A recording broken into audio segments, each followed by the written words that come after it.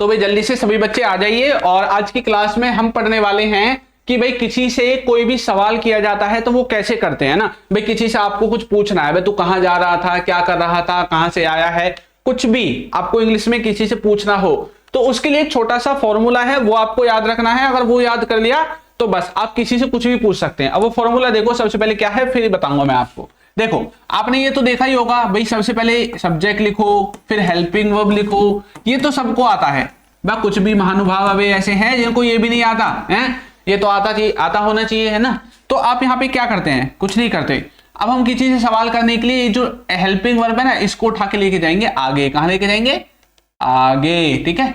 चलो, और इस सब्जेक्ट को भी उठा के आगे लिख देते हैं यहाँ पे, इन दोनों को जोड़ने के लिए। ये रहा, ठीक है। चलिए अब ये जो है इसको लिख देते हैं आगे यहाँ पे, और इन दोनों को भी आगे लेके चलते हैं। बस फॉर्मूला आपका बन के हो गया रेडी। इससे पहले आपको WH फैमिली वर्ड लगा देने हैं बस, ठीक है। तो ये वो होते हैं जिनमें आप लिखते हैं व्हेन, वेयर, हाउ, है ना, लिखते हैं ना, व्हाट, ठीक है। ये वो वाले होते हैं। हेल्पिंग वर्ब में क्या क्या होता है? कोई भी हेल्पिंग वर्ब जो आप लगाते हैं, जैसे डू हो गया, डज हो गया, ठीक है, हैज हो गया, हैव हो गया, इज, एम, आर, वाज, वर, ये बहुत सारी हैं, ठीक है। सब्जेक्ट में आपका कोई भी हो सकता है, he, she, it, I, we, you, they, ये सारी चीजें हो जाएंगी।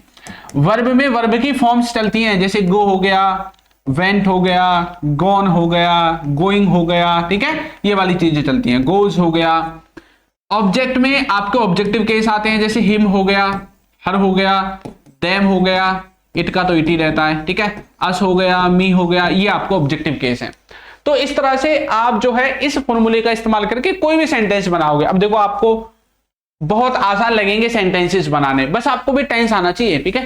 टेंस सेंटेंस का देख के पहचानना आना चाहिए, क्योंकि जब तक आपको टेंस की पहचान नहीं होगी आप हेल्पिंग वर्ब लगा ही नहीं सकते, और बिना हेल्पिंग वर्ब की सेंटेंस नहीं बनेगा। तो हेल्पिंग वर्ब आनी चाहिए, ठीक है। तो क्या तुमने स्कूल का काम कर लिया है? तो आपने पढ़ा होगा, जब भी किसी सेंटेंस के लास्ट में लिया है, दिया है, किया है, हुआ है, ली है, दी है, की है, चुका है, चुके हैं, ऐसी चीजें आती हैं, वो परफेक्ट होता है प्रेजेंट का। तो ये भी प्रेजेंट का परफेक्ट है, इसका मतलब हेल्पिंग वर्ब में लगेगा हैज, हैव प्लस वर्ब की तीसरी फॉर्म। तो कैसे बोलेंगे, क्या तुमने स्कूल का काम कर लिया है? तो सबसे पहले WH family word, WH family word क्या है इसमें? ये रहा क्या, ठीक है। तो क्या इसको लगाएंगे सबसे पहले? बताओ। यहाँ पे दो तरह के सेंटेंसेस बनते हैं, कौन कौन से? एक तो वो जिनका जवाब हाँ या ना में आएगा, एक वो जिनका जवाब पूरा देना पड़ेगा। अब जैसे ये सेंटेंस है, भाई क्या तूने स्कूल का काम कर लिया? अब वो बोलेगा हाँ भी कर लिया, तो हाँ या ना में जवाब आ रहा है। अगर उसने नहीं किया होगा तो बोलेगा नहीं किया। अब नीचे वाले को पढ़ो, क्या लिखा हुआ है? जहां जहां आपको ये क्या देखने को मिलेगा ना आगे, उन सब का जवाब हाँ या ना में ही रहेगा। क्या राहुल सुबह से पढ़ाई कर रहा था? वो बोलेगा भाई पढ़ रहा था, तो बोलेगा हाँ कर रहा था। लेकिन अब जरा इसको देखो, तुम कब गए? अब इसमें तो हाँ या ना में जवाब दे ही नहीं सकता। क्या बोल रहा है? तुम कब गए? नहीं दे सकता ना जवाब, पूरा बताना पड़ेगा। भाई बता कब गया, है ना। मम्मी कब आ रही है बाजार से? तो उसको पूरा बताना पड़ेगा। तो जब भी ऐसे सेंटेंसेस हैं जिनमें उसको पूरी इंफॉर्मेशन देनी है, उनमें WH फैमिली वर्ड्स लगेंगे, और जिनमें पूरी इंफॉर्मेशन नहीं देनी उनमें WH फैमिली वर्ड्स नहीं लगेंगे। जैसे कि तुम कब गए, अभी आ गया कब। कब के लिए हम क्या इस्तेमाल करते हैं? व्हेन। उसके बाद हेल्पिंग वर्ब पास्ट इंडेफिनिट है तो लिखेंगे डिड, व्हेन डिड। फिर सब्जेक्ट लिखेंगे यू, और फिर वर्ब लिखेंगे गो। व्हेन डिड यू गो, तुम कब गए। मम्मी कब आ रही है बाजार से? तो बताना पड़ेगा भाई कब आ रही है ना, तो व्हेन लिखेंगे कब के लिए, व्हेन, ठीक है। अब देखो आप चाहो तो इसको प्रेजेंट कॉन्टिन्यूअस में बना दो या फ्यूचर इंडेफिनिट में बना दो, कोई फर्क नहीं पड़ता है। अगर आप बोलोगे तो प्रेजेंट कॉन्टिन्यूअस में भी मैं बना दूंगा। तो बोलेंगे व्हेन इज, मदर के लिए मॉम लिख दो, मम्मी लिख दो, कुछ भी लिख दो यहाँ पे, ठीक है, वो आपके ऊपर है।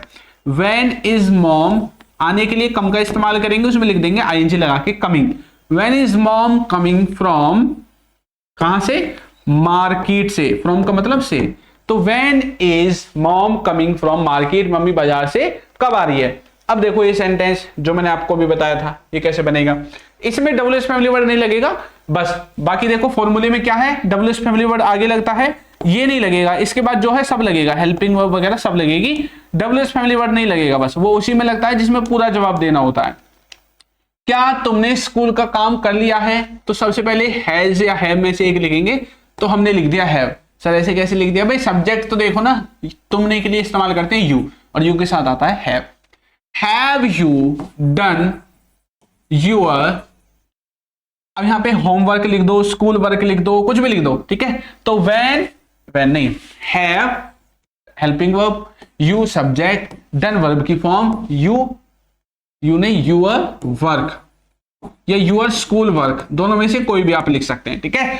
तो have you done your work, have you done your school work, have you done your homework, तो क्या आपने अपना स्कूल का काम कर लिया है, इस तरह से बनेगा।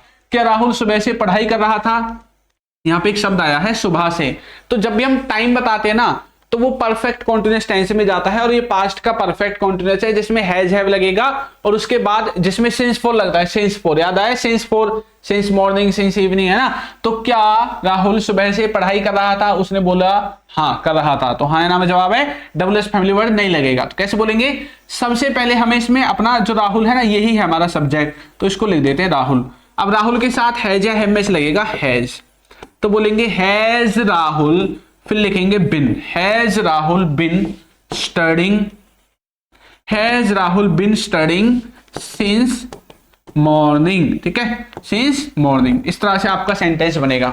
अब बोलोगे सर ये बिन कहां से आ गया, देखो उसका फॉर्मूला क्या होता है, जो नॉर्मल होता है, सबसे पहले सब्जेक्ट, फिर आपको लिखना होता है हैज हैव, ये पास्ट पर कौन सा है, ये पास्ट का है क्या, कोई बात नहीं, हैज की जगह हेड लिख दो, फिर क्या है ना, मुझे लगा प्रेजेंट का है, तो यहां पे लिख दो हैड। चलो, हैड राहुल बिन स्टडिंग, और कुछ चेंज नहीं करना है, हेल्पिंग में भी चेंज होगी। सब्जेक्ट हो गया सबसे पहले, उसके बाद आपको लिखना है क्या, उसके बाद आपको लिखना है हेड, ठीक है, तो हेड लिख देंगे। सब्जेक्ट हो गया, हेड हो गया, फिर आपको लिखना है बिन, उसके बाद वर्ब की इसमें आईएनजी वाली फॉर्म आती है, फिर आपका ऑब्जेक्ट आता है, फिर आपका लास्ट में सिंस और फोर आता है, उसके बाद लास्ट में आपका जो भी टाइम है वो टाइम आता है।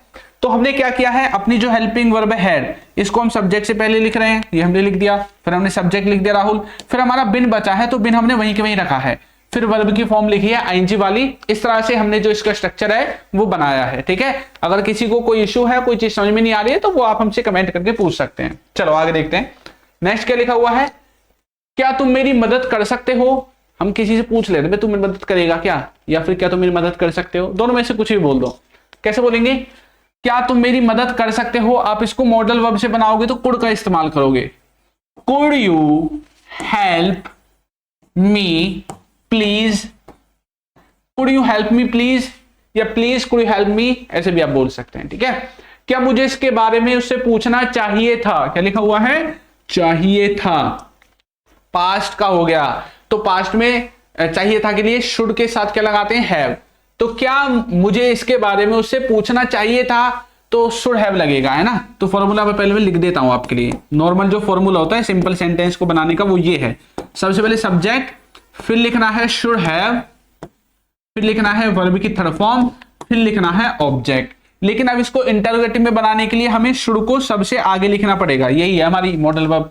तो सबसे पहले लिखेंगे शुड, अब मुझ के लिए लिखेंगे आई, शुड आई, फिर लिखेंगे हैव, शुड आई हैव, पूछने के लिए आस्क की थर्ड फॉर्म लिखेंगे आस्क्ड, ठीक है, शुड आई हैव आस्क्ड, ठीक है, क्या मुझे पूछना चाहिए था, किसके बारे में, इसके बारे में, ठीक है, शुड आई हैव आस्क्ड, ठीक है, टू हिम अबाउट इट, ऐसे बोल सकते हैं। अगर आप चाहो तो टू को नहीं लिखना, तो भी वो कुछ बच्चे होते हैं ना भूल जाते हैं, टू को मतलब को कोई फर्क नहीं पड़ता। Should I have asked him about it, क्या मुझे उससे इसके बारे में पूछना चाहिए था। इस तरह से आपका ये वाला जो सेंटेंस है वो बनेगा, ठीक है। चलो आगे लेके चलते हैं आपको, और अब बनाते हैं, ये रहा, कोई आसान सा बनाते हैं ना जो आपको समझ में आ जाए, ये रहा, आसान नहीं है पर ये, ठीक है। देखो नॉर्मली किसी को कोई काम करना है आप हैज हैव लगाते हैं, जैसे मुझे जाना है तो बोलेंगे आई हैव टू गो, मुझे पढ़ना है आई हैव टू स्टडी, उसे जाना पड़ा ही हैड टू गो, तो पास्ट में कुछ करना पड़ा हैड टू, प्रेजेंट में कुछ करना है हैज हैव। लेकिन क्या इससे रिलेटेड आप इंटरोगेटिव सेंटेंस बना पाओगे, देखो देखते हैं। क्या तुम्हें पढ़ाई करनी है, देखो वो बोलेगा मुझे करनी है पढ़ाई, तो बोलेगा yes I have to do study. लेकिन इंटरोगेटिव कैसे बनाएंगे, क्या ऐसे बना देंगे क्या, जैसे ये है इसका नॉर्मल, जैसे तुम्हें पढ़ाई करनी है तो हम कैसे बोलेंगे, यू हैव टू स्टडी या you have to do study, ऐसे बोल सकते हैं ना। लेकिन क्या इसको इंटरोगेटिव बनाने के लिए बस टू को आगे हैव को आगे लगा देंगे, हैव यू टू स्टडी, नहीं ये गलत हो जाएगा। आपको इसमें डू डज का इस्तेमाल करना है, किसका इस्तेमाल करना है, डू डज का। तो फॉर्मूला क्या होगा, सबसे पहले लिखो डू या डज प्रेजेंट के लिए, पास्ट के लिए लिखना है डिड, बस इतना ही फर्क है, ठीक है। उसके बाद लिखो सब्जेक्ट, फिर लिखो हैव, उसके बाद लिखना है टू, ठीक है। फिर आपकी जो भी वर्ब रहेगी, ये वर्ब भी एक तरह से यहाँ पे उसकी पहली फॉर्म ही लिख देनी है आपको, ठीक है, वर्ब की पहली फॉर्म, ये आपका फॉर्मूला रहेगा। तो कैसे बोलेंगे, क्या तुम्हें पढ़ाई करनी है, तो कैसे बोलेंगे, डू यू हैव टू, ठीक है, स्टडी, ऐसे आप सेंटेंस को बनाओगे। अब आपका सेंटेंस सही है।